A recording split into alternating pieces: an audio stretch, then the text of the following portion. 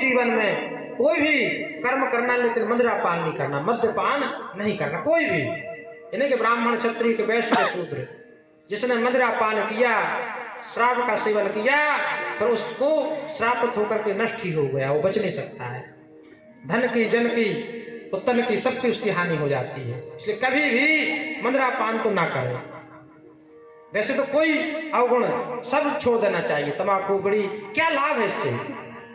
कोई एक दो लाभ बता दे कि भाई तंबाकू खाने के लाभ है, तो हम जान जाए तो हम भी खाने पीने लगे। नहीं तो हम हजारों उसके दोष बता रहे हैं कि इतना दोष है उसमें। मुख की आकृति बदल जाती है जो तंबाकू खाते हैं, दुर्गंधित होता है उनका मुख, दांत खराब हो जाते हैं, और कितने कितने कोई साथ में बैठ नहीं सकता है।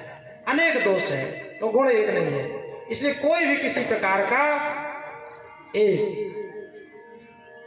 व्यसन नहीं करना चाहिए, इनको त्याग देना चाहिए।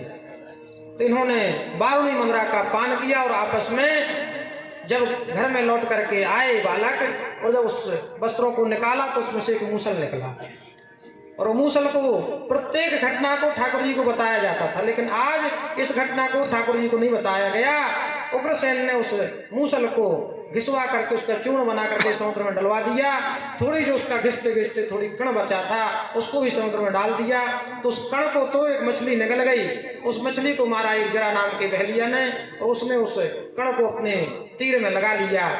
भगवान संतों का वचन सत्य करते हैं, इसलिए वही एरका नाम की घास हुई, और कालांतर में इन्होंने जब बारूणी मंद्रा पी, आपस में एक दूसरे से लड़ने में लग गए। उस वही मूसल बन के घास पैदा हुई, उसी घास को उखाड़ उखाड़ करके एक दूसरे को मार करके शव समाप्त हो गए। सिर्फ 2-4 गिने चुने बच्चे।